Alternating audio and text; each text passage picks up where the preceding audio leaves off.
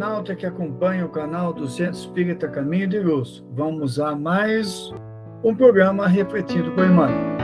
Hoje nós vamos tratar da lição 103 do livro Caminho, Verdade e Vida, cujo título é Estima do Mundo.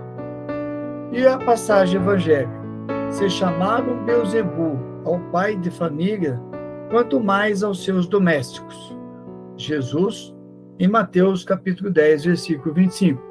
O comentário de Emmanuel: muitos discípulos do Evangelho existem ciosos de suas predileções e pontos de vista no campo individual. Falsas concepções ensombram-lhes o olhar. Quase sempre se inquietam pelo reconhecimento público das virtudes, que lhes ornam o caráter. Guardam o secreto propósito de obter a admiração de todos e sentem-se prejudicados se as autoridades transitórias do mundo não lhe conferem apreço. Agem esquecidos de que o reino de Deus não vem com aparência exterior. Não percebem que, por enquanto, somente os vultos destacados nas vanguardas financeiras e políticas arvoram-se em detentores de prerrogativas terrestres, senhores quase absolutos das homenagens pessoais e dos necrológios brilhantes. Os filhos do reino divino sobressaem raramente e, de modo geral, enchem o mundo de benefícios, sem que o homem os veja, à feição do que ocorre com o próprio Pai. Se Jesus foi chamado feiticeiro, crucificado como malfeitor e arrebatado de sua amorosa missão para o madeiro afrontoso, que não devem esperar seus aprendizes sinceros, quando verdadeiramente devotados à sua causa? O discípulo não pode ignorar que a permanência na terra decorre da necessidade de trabalho proveitoso e não do uso de vantagens efêmeras, que em muitos casos lhe anulariam capacidade de servir. Se a força humana torturou o Cristo, não deixará de torturá-lo também. É ilógico disputar a estima de um mundo que mais tarde será compelido a regenerar-se para obter a redenção. Gente, é um texto que vem na construção do que o Espírito Emmanuel vem fazendo na obra Caminho, Verdade e Vida. Ele está sempre nos alertando da importância de nós trabalharmos o nosso interior. Nós não podemos esquecer que Emmanuel foi um senador poderoso no Império Romano por mais de uma vez. Esteve dentro do processo de construção da nação romana, do Império Romano. É alguém dotado de bastante conhecimento, mas que foi dotado de bastante poder. E, na verdade, fez um bom uso desse poder, porque ele era um político distinguido, né? Era um político ético, um patrício romano, mas não teve as condições espirituais, não buscou as questões espirituais, as coisas espirituais. Então, o processo dele depois de redenção, a partir do encontro com Jesus em Jerusalém, traz este chamado constante para nós. E ele, em nome da estima do mundo, ele manteve um relacionamento com a sua esposa Lívia, quem ele amava muito, que era uma mulher muito honesta de caráter, um relacionamento muito difícil e torturante até, porque ele não se separou dela quando ela se apresentou cristã para ele, ele não aceitou a conversão dela ao cristianismo, manteve-a isolada dentro da sua casa, normalmente mansões enormes, apartada dos filhos, quase que num presídio, vigiada pelos seus empregados, e ele sem ter o contato com ela, embora a amasse. De Jerusalém, ele voltou para Roma, na mesma condição, e de Roma ele foi para Pompeia, sempre a levando junto, em nome da estima do mundo, que não poderia saber que ele tinha se separado, que ele era divorciado, e muito menos que a mulher tinha se convertido numa cristã. Então, ele sabe bem quando ele fala da estima do mundo. Tanto que ele diz aqui, ó, que esperar a estima do mundo, ele coloca, por enquanto, somente os vultos destacados nas vanguardas financeiras ou políticas arvoram-se detentores de prerrogativas terrestres, senhores quase absolutos das homenagens pessoais.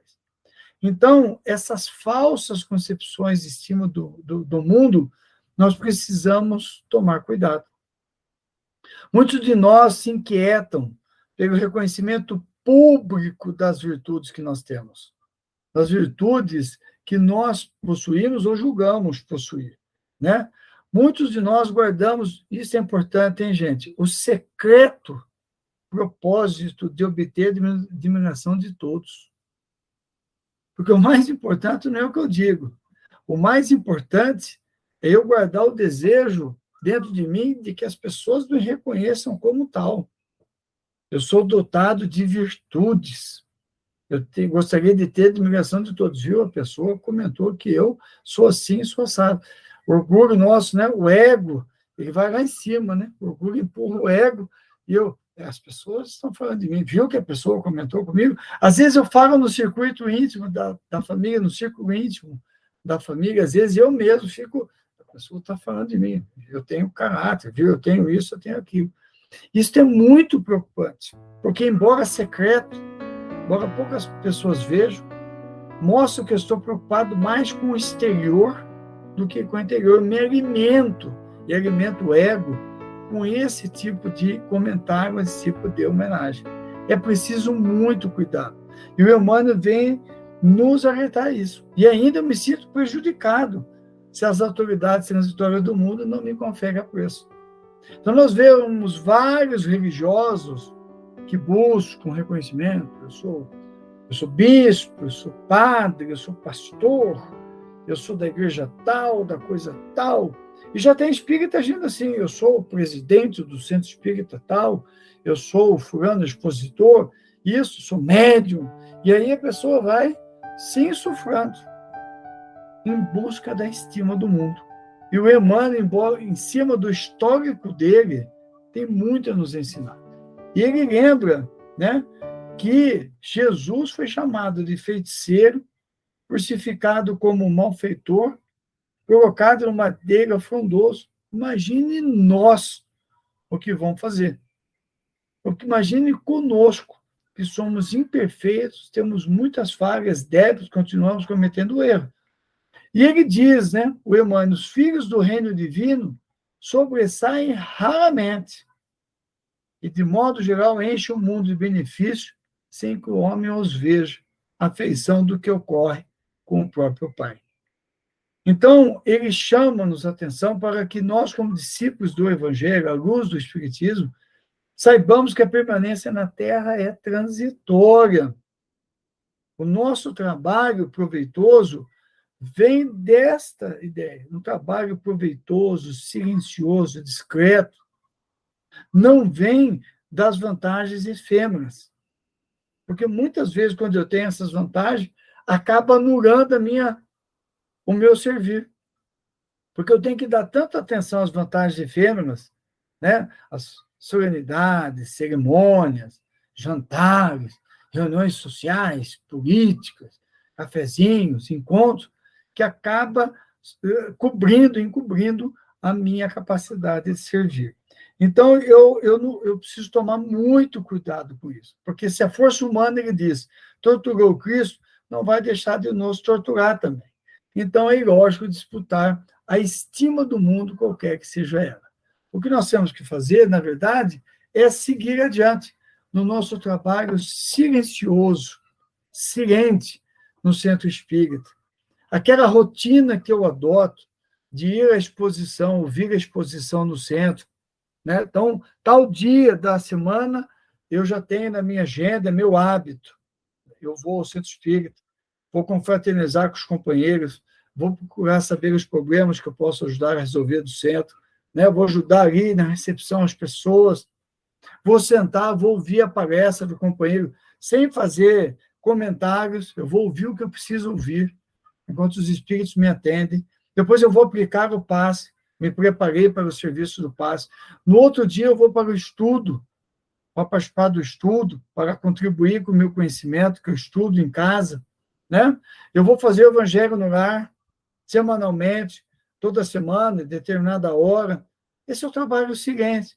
Vou fazendo a minha reforma íntima, vou ao terapeuta, procuro fazer a minha terapia para eu melhorar, né? Eu vou fazer a caridade, vou me vincular ao trabalho, vou ajudar alguém. E isto já basta, porque eu vou me modificando diariamente, à medida que eu vou estudando o Espiritismo, as obras de Kardec, tudo aquilo que nós falamos no programa Dicas de Leitura Espírita, que o pessoal pode olhar, eu vou me modificando. Trabalho silente, ninguém precisa saber. Eu vou mudando a minha postura, tudo quietinho, sem ninguém perceber. Quando eu começo a ter jantar, porque eu tenho que estar com o deputado, com o senador, não sei com quem, com o empresário, então, quando eu começo, eu já não consigo ir no trabalho. Eu já não consigo ir no estudo, eu já não consigo fazer o evangelho. Então, tudo isso vai pesando na minha economia espiritual, as pessoas não percebem. E tem gente que adora, eu fui no jantar, eu fui em tal lugar, fiz isso, fiz aquilo. E eu, particularmente, sinto uma falta tremenda quando eu não vou no centro. Eu preciso estar no centro, eu preciso estar lendo todo dia. Eu leio o evangelho, ufa, agora sim, agora eu vou em frente. Aquilo faz é hábito. Então, o hábito de eu estudo, de estar com as pessoas, aquela aulinha que eu ganho um monte de conhecimento, aquela exposição que eu ouvi do companheiro, aplicar o passe, tem coisa melhor do que aplicar o passe. Nossa, que coisa deliciosa. Saio dali refeito. Estou feliz da vida, eu vou para a vida, eu vou embora, eu vou para o evangelho, eu vou para os meus estudos. É isso que nós estamos fazendo. E deixa a estima do mundo para lá. Com o passar do tempo, a gente não dá mais bola para as atividades, que são fúteis. Normalmente são fúteis, é conversa jogada fora, coisa que não engrandece. E eu vou ficando mais restrito, mas nas coisas, vou ficando mais em paz.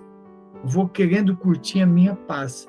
Estar comigo, estar com os meus, assistir o meu programa de televisão, a minha sériezinha, vou ali a um restaurante, uma pizza, volto e a vida que segue. Então, guardemos isso sempre conosco. Vamos abrir mão da estima do mundo e vamos seguir silenciosos no nosso processo de transformação. Tá bom, gente? Jesus conosco sempre.